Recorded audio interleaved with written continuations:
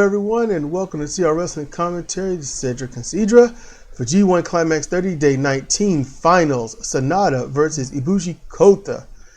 And, that's all we got. Not doing any other matches, not unless it's requested. If it's requested by our beloved fans, then we'll do it, because that's what we must do.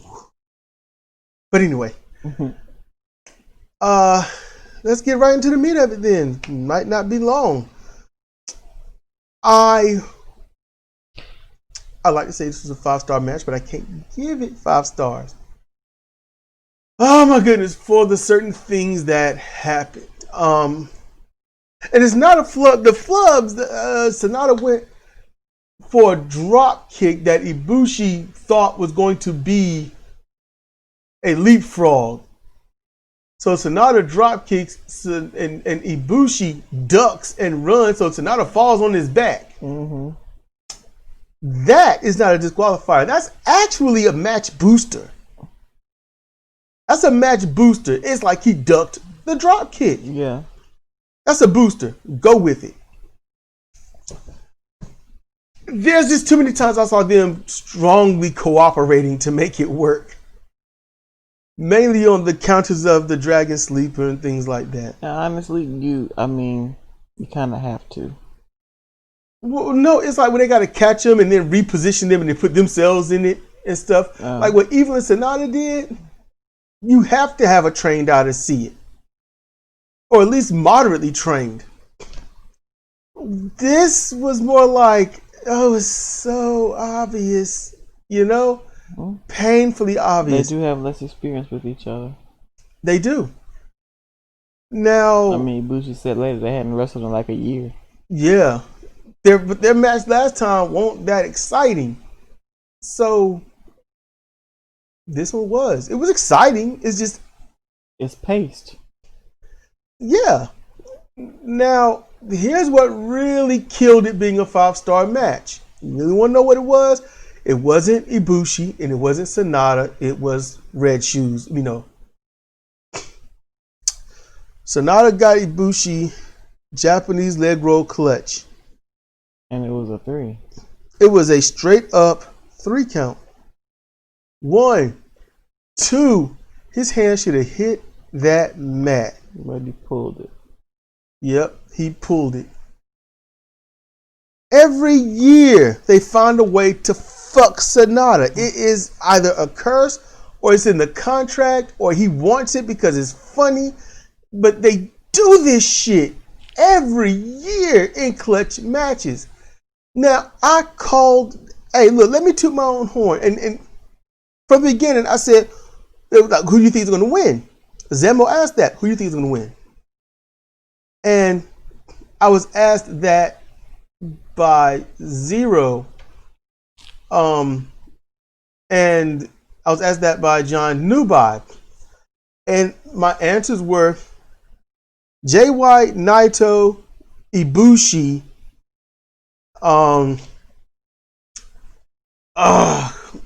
who else that probably, Okada, Evil, and I think that's it. I knew they weren't gonna let Tanahashi win, but I knew he would score at least high, but no, he didn't. Not where he should. But I called it. Sanada wasn't in there to win it. He got to the finals, but he wasn't my pick to win it because I know better. It's easy to know who's going to win and lose because I got to think about the dumbest thing they can do, and that's what's going to happen. Sanada is always a pick to win it. I don't pick Sanada because I know they won't pick Sanada. That's really it. I know they won't. I cheer for them. Look, I was spoiled on this match. I think the 16th of October. Yeah, that was already Zero spoiled it for me. But I still cheered Sanada on. I already knew, But Red Shoes should have counted 3 and just end the match. That's why I don't like when the referee is in on it. I get the referee is a grand aid and other things like that during a match. and help keep some of the pacing. I get that. I understand it. At the same time, they got to find a way to do pro wrestling where the referee is not in on it, and it is what it is. Mm-hmm. They got to find a way to level up professional wrestling. I mean, that should have been a 3. Last year, that Sonata, it should have been a 3. He should have won. Mm-hmm. But what did I call? Sonata lost his first 3. I said he's going to win the rest. Yeah. He's going to win the rest and then make it to the finals and most likely lose that because he can't win. Why? Because they just don't want someone like that. Ishii ain't going to win. Sonata ain't going to win. That's just how that go. They can't because they're great. I ain't saying Ibushi isn't great, but Ibushi is not in their league. Not really. You match those two up, you think about everything, and you're like, no, Sonata should win this. Sonata should win this. And the Sonata called and led the whole match. So basically, hey, he dictates how Ibushi wins. He had to talk to Ibushi quite a few times to get Ibushi to understand what the next sequence was. And seeing him do that kind of just don't make it so obvious. All in all, I can't give it 5 stars, but I will definitely give it like a 4.8, 4.9. I just couldn't, and the stars is so opinionated, so don't worry about it. It's not an etched in stone thing. It's just a rating scale on how I view the match. If you want to give it 45,000, 20 quadrillion stars, go ahead. It's fine. And if they can only master up to just, 3 quadrillion, hey, maybe they need to work harder to get that 6 quadrillion. Who knows? So it's just to let you know where I see it in that overall spectrum. I thought they did well. I thought they did good. And the more they wrestle each other, the better their matches are going to turn out because they did everything. It seemed like Sonata,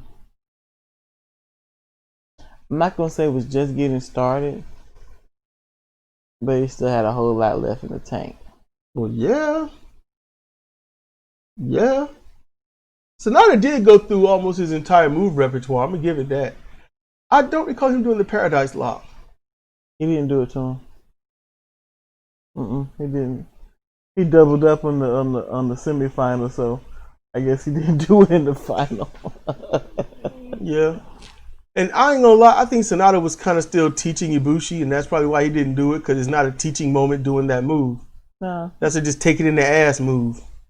I mean, like, literally, he's gonna kick him in the ass. Mm-hmm. Well, on the ass, I guess. Take it on the ass. Yeah, on the ass. He's not burying the boot in their anus. Mm-hmm. So yeah.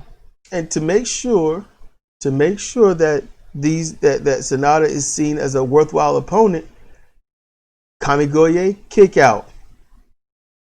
Kamigoye pinfall. Sonata lose. Kamigoye crossed the arms. Sonata crossed the arms. We had to laugh. He crossed the arms. Yeah. And that short circuited Ibushi for just a moment. He's like, what? And then he lowered his head like, oh, come on. I was like, yeah, he got a ghost memory of Tanahashi. It was little moments like that. I'm going to tell you one thing I didn't like about Ibushi. Swan dive drop kick, goes for the pin, Sonata kick out, Ibushi shocked. I'm like, really? Really? You're shocked? Stuff like that, it hurts. It hurts a match. It's like, what is it? It was in the first 6 minutes.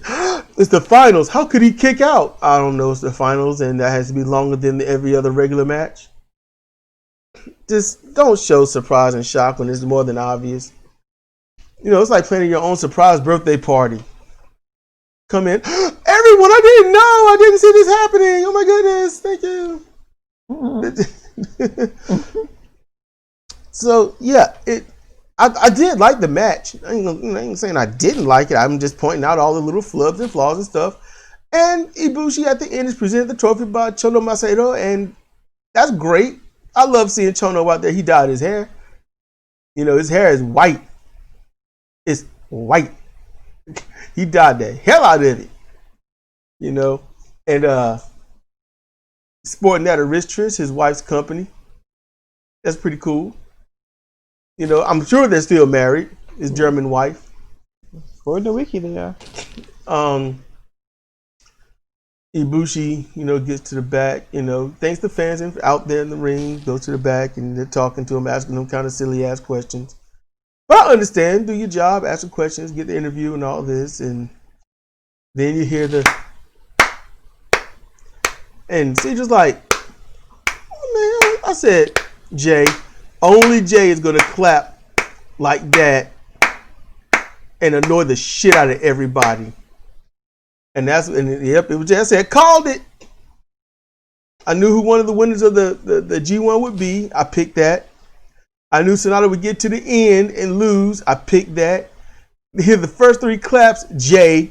I knew that. I even said, I think one of the commentators like, you think Jay ain't gonna win this? That was the other one. Jay White would be the winner. But I forgot who he lost to, and I realized, nah, not him. But I was like, he gonna find a way to be important with the G1 somehow afterwards.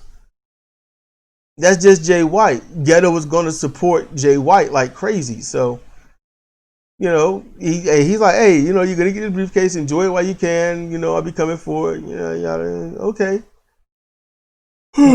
Bushi got mad.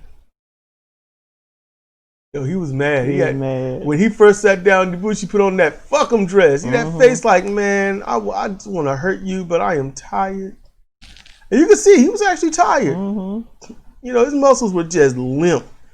They weren't all, you know, solid with the veins showing. No, he deflated. So, you know, Ibushi gets challenged. Basically, that was a formal, brutal, jacked up challenge, and he acknowledged that, yes, Jay White, wrestler, I respect him, his wrestling, I respect him, but he cheats, and I don't like that. Yeah. You know, and it was a good little post-interview thing. It was nice seeing Chono, I admit, you know, CJ kept saying, he's so thin now, he's so little. He's a little, yeah, he ain't the little, you know, powerhouse he was back in the day. I mean, he's just months older than KJ, and KJ's like, look, dude, I had to come down to support my new knees. You had to come down to, you know, had to come down to 1996 level of KG. Because he's been walking around a significant amount of beef for a while. Yep, I don't know why he did that. I thought that, I don't know, maybe he was fighting something or, I don't know. But it matched his head. It did, yeah. It matched his head. Maybe that's why he did it. He'd grow his hair back if he wanted, but he probably don't want to now. He's like, look, I look cool like this. He was going bald. Yeah, I said he could probably grow his hair back. He was only, he got the most of his hair, but right in the middle, about the size of the palm of your hand, that's what he lost. It might be more by now. Yeah, it might be going that kind of almost George Jefferson route. So, you know, yeah, just about 13 minutes. So we didn't want to let it be like 2 or 3 minutes. I wanted to give full detail on what I thought and things like that. I got sick, so I was in the bathroom. And you know what? Cedra helped me watch it. I coached her to get her to show it on Discord, do a live stream on Discord of what, you know, of the show, and I watched it and stuff. So, because other than that, we still be watching it right now.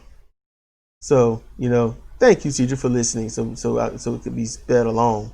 Oh, I'm glad I was able to do it. My brain didn't want to cooperate, and that's why I'm trying to coach you best I could. You know, so, you know, hey, this. I wanted to get done, you know, before fucking January. I know. We got through it.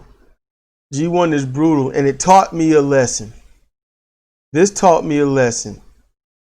Watch the damn matches and comment on the shit.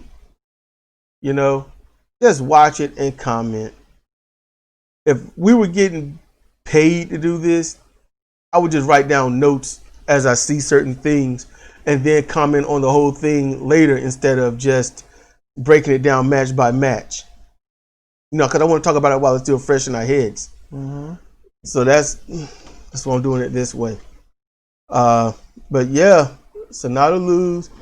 Bushikota is the winner, the champion of G1. the third person to win back-to-back, the first person to main event 3 times in a row.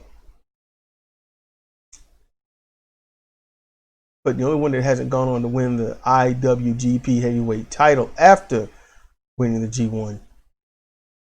So, he's got something to do this year now, don't he? He got 2 months to do it. And he's going to take a break. He's going to chill. And he's probably been doing that for a bit. And just like we will do the same. So, this has been Cedric Isidro for CR Wrestling Commentary. G1 Climax 30, Day 19 Finals. Sonata versus Ibushi Kota. Sonata can do no wrong. Thank you for your time, patience. Straight up, thank you for your patience, because we were so behind. But, glove up, mask up, be safe. And with that said, good night, everyone.